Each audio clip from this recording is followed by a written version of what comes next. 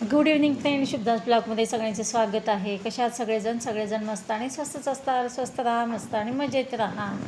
आता बघा, मी रसिकाकडे आहे आणि आज रसिकाकडे स्वयंपाक बनवणार आहे. आमच्याकडे कलरचं काम चालू असल्यामुळे तर रसिकाला म्हटलं, रसिकाचा कॉल चालू होता, तिचं काही काम कंटिन्यू चालू असतं, त्याच्यामुळे म्हटलं चला मी आता स्वयंपाक बनवते. आणि आज मी डाळबट्टी बनवायला लागले. बाटी म्हणतात का काय, तर हे खानदेशकडे जास्त केलं जातं आणि मला वाटतं मारवाड्यांमध्ये सुद्धा हा पदार्थ ना फेमस आहे. तर चला मी इकडे वरण पण लावलेलं आहे. म्हटलं मसाल्याचं वरण बनवू आणि डाळबाटी बनवूया, वेगळं काहीतरी. नेहमी तेच पोळी भाजीचा कंटाळा. आणि रसिकाकडे काय होतं, सकाळी पोळी भाजी खातात आणि संध्याकाळी ना पोळी भाजीचा सगळ्यांनाच म्हणजे कंटाळा येतो. विरांसला पोळी भाजी चालती, पण रसिकाला आणि विनायकाला पोळी भाजी नको वाटती. संध्याकाळी काय ते वेगळं करावं असं वाटतं, म्हणजे खावं असं वाटतं. तर म्हटलं चला आज मला पण वेळ आहे, तर मग मी म्हटलं आज डाळबाटी बनवूया. आणि कलरचं काम झाल्याशिवाय तर तिकडं मला काही करता येत नाही, तरी मी चहा पाणी करत असते. आज तरी घरी ना किचनचं कलर देणं चालू आहे. आज सगळं कंप्लीट कलर तो पेंटर देणार आहे. त्याच्यामुळे म्हणलं, हे पण म्हटलं की स्वयंपाक इकडेच कर रसिकाकडे, तिकडे काही करत बसू नकोस. त्याच्यामुळे म्हटलं आता करायचं तर आमचा सगळ्यांचा स्वयंपाक करूया, जेणेकरून रसिकाला पण मदत होईल. आणि रसिकाचे कॉल्स जवळजवळ 8 कधी 9 वाजेपर्यंत पण चालू राहतात. तसेच ती मध्ये जर गॅप असेल कॉलमध्ये तर ती उठून स्वयंपाक बनवत असते. म्हटलं आज लेकराला तेवढीच विश्रांती. आणि आमचंही 2 दिवसापासून तसंच रसिकाकडे स्वयंपाक चालू आहे. तर चला मी आज छानपैकी डाळबाटी बनवणार आहे. पण विरांशला खातो का नाही विरांश माहीत नाही.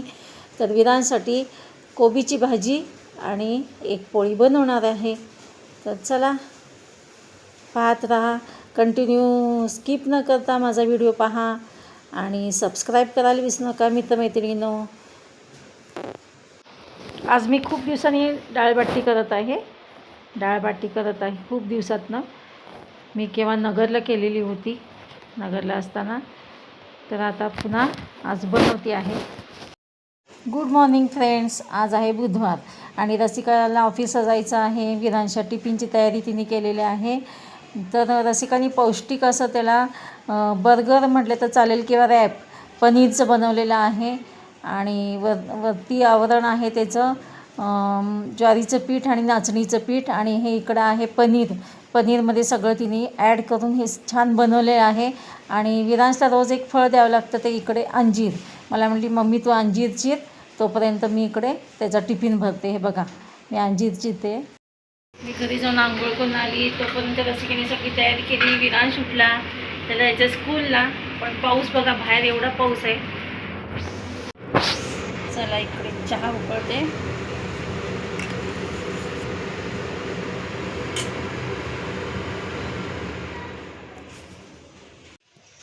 पाऊस चालूच आहे. आत्ता थोडं बारीक झालेलं आहे. वारा आणि पाऊस दोन्ही पण.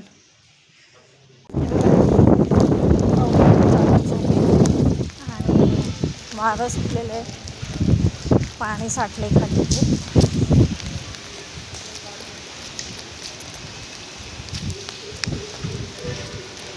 आता मी निघाली घरी. आमच्या रसिकाकडनं घरी निघाली आता.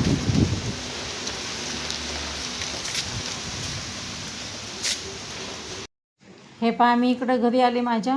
आणि हे बघा कलरचं माझ्या मिस्टरांनी काय केलं, सगळं टाईल्स पुसून घेतलेत हे पांढऱ्या कलरच्या. आणि कलरचं काम सगळं कंप्लीट झालेलं आहे. एकच हात काही तर मारायचं राहिलेलं आहे, त्यामुळे आज पेंटर येणार आहे. आणि हॉलचं पण कलर द्यायचं राहिला आहे एका भिंतीचा, तो डार्क कलर वेगळा असल्यामुळे. आणि इकडे मी काय केलं, नाश्त्यासाठी चुरमुरे भिजवलेले आहेत. सुशिला म्हणतात का एक जण, आम्ही सुसला म्हणतो. सुसला करणार आहे.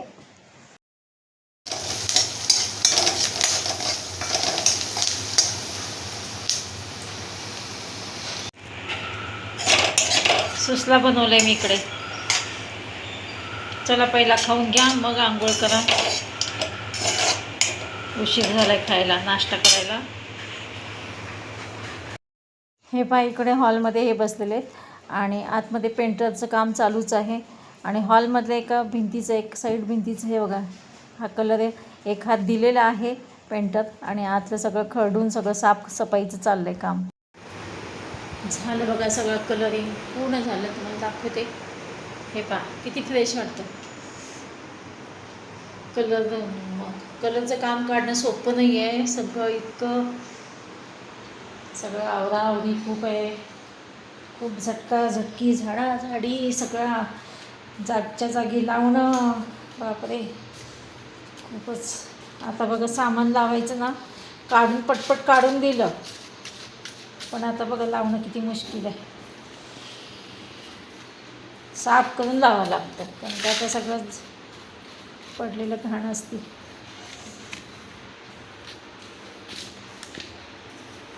पण कलर खूप छान दिला, सुपर दिसतं अगदी घर, खूपच छान दिसतं. आता गौरी गणपती येणार, अजून घर फ्रेश वाटतं. तिकडचं कपाट इकडे ठेवायचं का पहिला?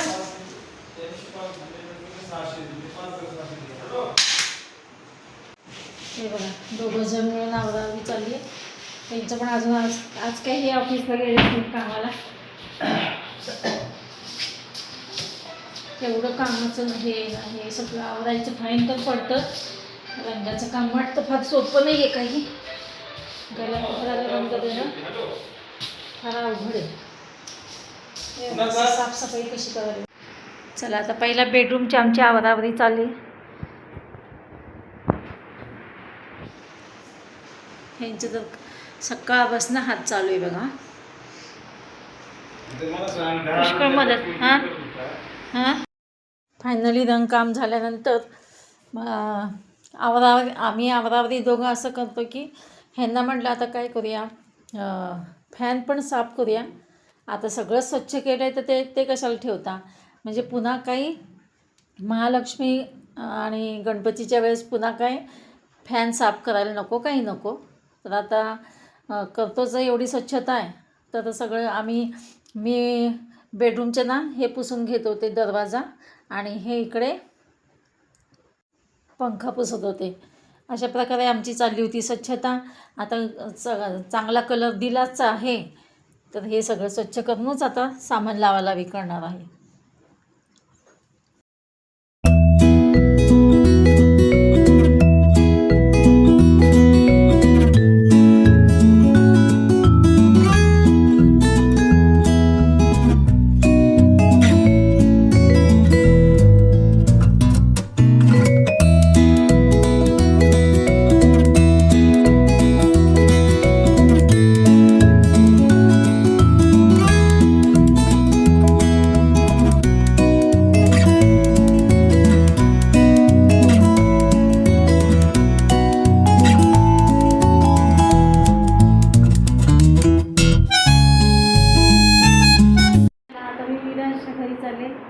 रसिकाकडे. तर रसिकाच्या घरचं थोडंसं भांडी आवरायचे, कपड्याच्या घड्या घालायचे, कपडे वाळत टाकायचे. बघू आता विनायकनी काय केलं आहे का बघते. तर चला आता विरांशी येईल स्कूलमधनं, विरांशला झोपवते आणि पुन्हा इकडे येते ह्यांना मदत करायला. हे बघा किती छान दिसते.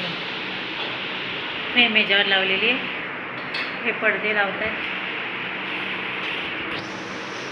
हे पहा आता पुन्हा पावसाचा जोर वाढलेला आहे आणि विनायक गेलेला आहे विरांशला आणण्यासाठी स्कूलमधनं आणायला. आणि नेमकं ना विरांशचं स्कूल सुटायची वेळ आणि पावसाचा जोर वाढतोय बघा.